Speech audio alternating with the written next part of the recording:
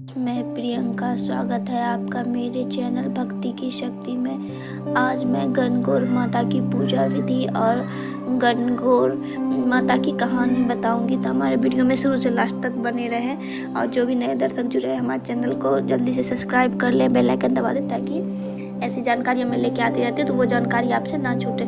तो चलिए गणगौर माता की बताती हूँ कि गणगौर माता की पूजा क्यों की जाती है।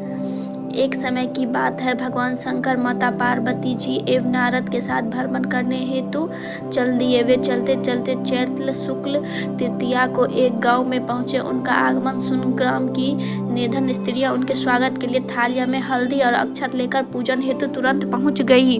पार्वती जी ने उनके पूजा भाव को समझकर सारा सुहाग रस उन पर छिड़क दिया। वे अटल सुहाग प्राप्त कर लौटी।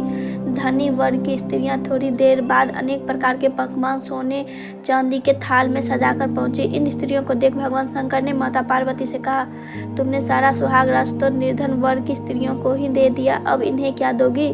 पार्वती जी बोली, प्राणनाथ, उन स्त्रियों के ऊपर पदार्थ से बना रस दिया था, इसलिए उनका रस धोती से रहेगा, परंतु इन धनी वर्ग की स्त्रियों को अपनी उंगली चीरकर रक्त का सुहाग रस दूंगी, जो मेरे समान सौभाग्यवती हो जाएगी।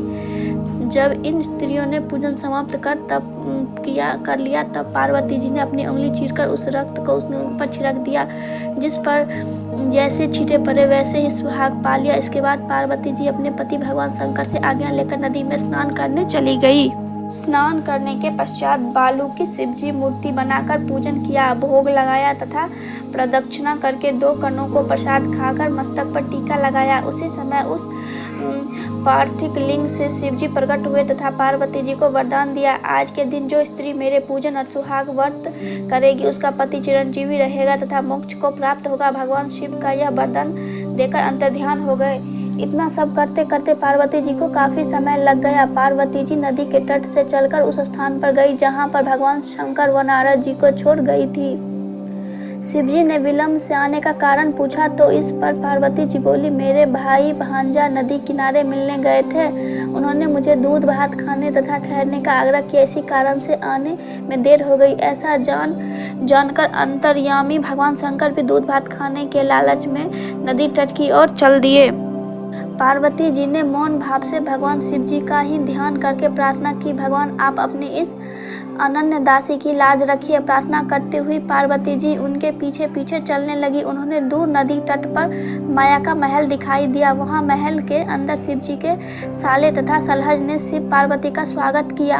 वे 2 दिन तक वहां रहे। तीसरे दिन पार्वती जी ने शिव जी से चलने के लिए कहा तो भगवान शिव चलने को तैयार न हुए। तब पार्वती जी रूठकर अकेले ही चल दी। ऐसी परिस्थिति में भगवान शिव को भी पार्वती के साथ चलना पड़ा। नारद जी भी साथ चल दिए। चलते चलते भगवान शंकर बोले, मैं तुम्हारे मायके में अपनी माला भूल आया हूँ। माला लाने के लिए पार्वती तैयार हुई तो भगवान ने पार्वती जी को ना भेजकर नारद जी को भेजा। वहां पहुंचने पर नारद जी को कोई महल नहीं नजर आया। वहां दूर दूर तक जंगल ही जंगल था। सहसा बिजली क्रोधी नारद को शिव जी की एक माला पेड़ पर टंगी हुई दिखाई दी। नारद जी माला उतार शिव जी के पास पहुंचे और अपनी यात्रा का कष्ट बताने लगे। शिव जी हंसकर कहने लगे, यह सब पार्वती की लीला है। इस पर पार्वती जी बोली, मैं किस योग हूँ, यह सब तो आपकी कृपा है। ऐसा जानकर महर्षि नारद ने माता पार्वती तथा उनके पतिव्रत प्रभाव से उत्पन्न घटना की मुक्त कंठ से प्रशंसा की। यह थी गणगौर व्रत की कथा। अब मैं आपको बताऊंगी कि यह व्रत कैसे किया जाता है। गणगौर व्रत में शिव पार्वती जी की पूजा होती है। शिव गौरी को सुंदर वस्त्र पहनाकर संपूर्ण सुहाग की वस्तुएं अर्पित करके चंदन, अक्षत, धूप, दीप, दूब, घास और पुष्प से उनकी पूजा अर्चना की जाती है। पूरे 16 दिन तक दीवार पर 16 बिंदियां, रोली, मेहंदी, हल्दी और काजल लगाई जाती है। दूब से पानी के 16 बार छींटे 16 श्रृंगार के प्रतीकों पर लगाए जाते हैं। गणगौर माता व ईश्वर जी की पूजा में अलग अलग तरह के भोग बनाए जाते हैं, जैसे कि फल, गुने, घेवर, ढोकले, पूरी, हलवा, खीर इत्यादि।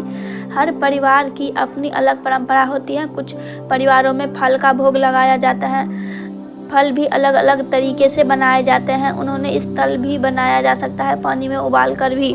यह थी गणगौर व्रत की कथा। और गणगौर व्रत में किनकी पूजा होती है और उनके पूजा कैसे किए जाते हैं, यह सब कुछ मैंने आपको बताया है। आशा करती हूँ आपको हमारी वीडियो पसंद आई हो। वीडियो पसंद आई हो तो लाइक शेयर सब्सक्राइब अवश्य करें। जय मां अम्बे।